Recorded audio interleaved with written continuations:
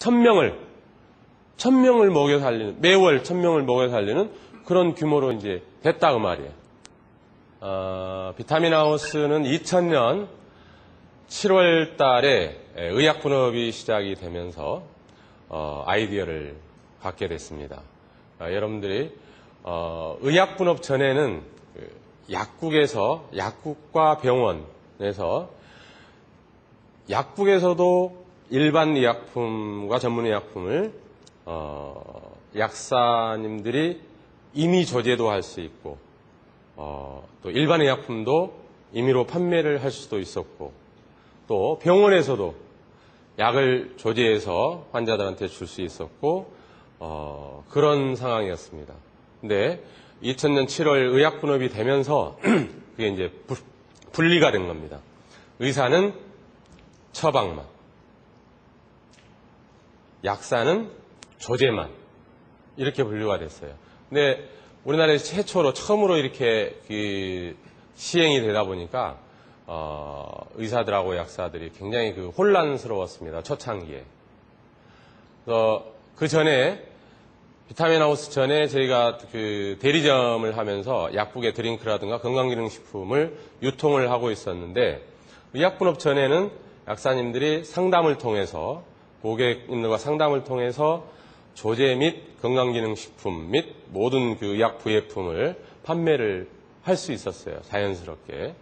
근데 갑자기 의약분업이 되면서 한 약국에, 조그만 약국에 예를 들어서 내방객이 평균 200명이었다고 그러면은 의약분업이 되고 나니까 갑자기 400명, 500명이 손님이 오는 거예요. 그래서 어떻게 해요? 그 전에는 약사님이 상담을 통해서 일반 의약품 모든 걸 다 판매할 수 있었는데 이제는 조제를 하셔야 되니까 약사님들이 전부 다 어디로 가요? 조제실 안으로 들어가 버린 거예요. 조제실 안으로. 약사님들이 상담할 수 있는 그 카운터에 약사님이 안 계시는 거예요. 약사님이 계셔야만이 그 전에 우리의 제품을 판매가 이루어지고 매출이 발생을 하는데 다 들어가셔 버리니까 우리 매출이 안 일어나는 거예요. 여기에서 하는 아이디어를 내게 됐습니다.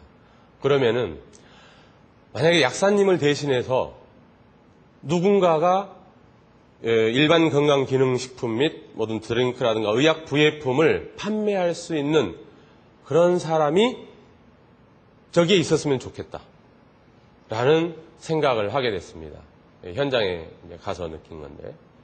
그래서 그러면은 그 약사를 대신할 사람이 일반 주부사원을 뽑아서 할 것인가 아니면은 학교를 갓 졸업한 학생들을 뽑아서 교육을 시켜서 투입을 할 것인가 아니면은 영양사를 모집을 해서 교육을 해서 투입을 할 것인가 여러 가지를 생각을 하던 차에 제가 옛날에 회사 다닐 때 영양사를 상대로 영업을 한 적이 있습니다. 그래서 영양사가 무슨 일을 하는지 그때 처음 알았습니다. 저는 영양사가 밥을 하는 사람인 줄 알았는데 나중에 보니까 밥은 조리사가 하고 영양사는 영양사의 업무가 따로 있더라고요. 어떤 식단을 짜고 영양 판정을 하고 이런 일, 질환별 식이요법 이런 임상 영양에 대해서 공부를 굉장히 많이 했더라고요. 그리고 식품에 대해서 공부를 가장 많이 하는 분들이 바로 영양사라는 것을 알았습니다. 전라도 광주에 있는 우리 명문약국이라고 있어요. 1호점에 비타민하우스가 샵인샵이라는 것은 약국 안에 또 하나의 샵을 말하는 겁니다. 백화점에 여러 개의 샵들이 있잖아요. 그러듯이 그 조그만 약국에 비타민하우스라는 어떤 별도의 샵을 만들어서 거기에 영양사가 투입이 돼서 그 영양사에 하는 일은 뭐냐?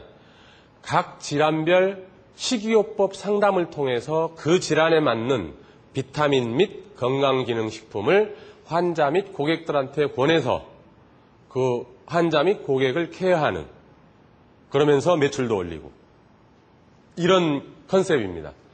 샵인 상담영양사라는 제도. 그래서 우리나라에서 최초로 상담영양사라는 제도를 비타민하우스에서 만들었습니다. 근데 영양사들은 학교에서 물론 임상영양이라든가 여러 가지 공부를 하고 교육을 받지만은 판매에 대한 이런 교육은 전혀 받지를 않습니다. 그래서 판매하고 뭐 영업하고 이런 부분에 대해서 전혀 익숙해 있지가 않아요. 그래서 교육을 잘못 시키면은 교육과 끝난과 동시에 집으로 돌아가고, 그래서 교육비만 수억을 날렸습니다. 우리 영양사들 교육하는데. 마인드를 바꿔줘야 되는데 대학에서 배우지 않았던 것이고, 어떤 그 조그만 회사에서 이런 아이디어를 내서 컨셉을 만들어서 처음으로 시행을 하는 거기 때문에 영양사의 마인드가 바뀌지 않으면 이 사업이 성공할 수가 없는 거예요. 그래서 지금까지 약 50기 정도 영양사 교육을 해서 한 1000명 정도의 교육을 했습니다. 영양사들을. 그 다음에 이제 비타민하우스는 남들이 하지 않는 게 우리나라에서 최초로 다 시행한 것들입니다. 이게 상담 영양사제도, 그 다음에 선결제 시스템.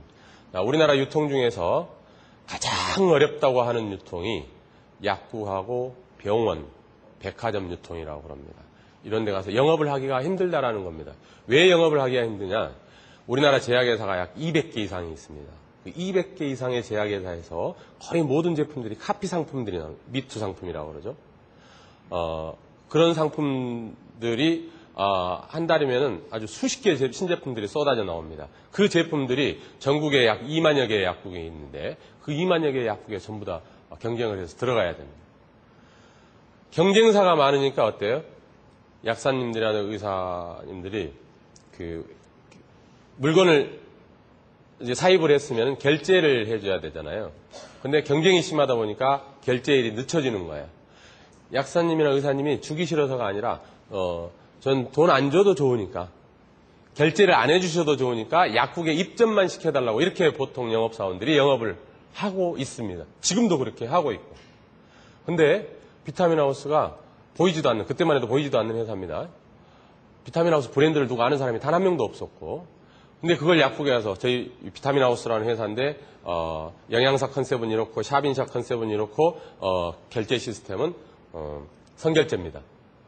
이렇게 하면은 한번 안 맞고 나오면 다행, 그런 상황이었죠. 그럼에도 불구하고 이 선결제 시스템을 도입을 했는데, 그러니까 우리나라 200개 제약회사가 단 한 군데도 이 시스템을 도입한 회사는 없습니다.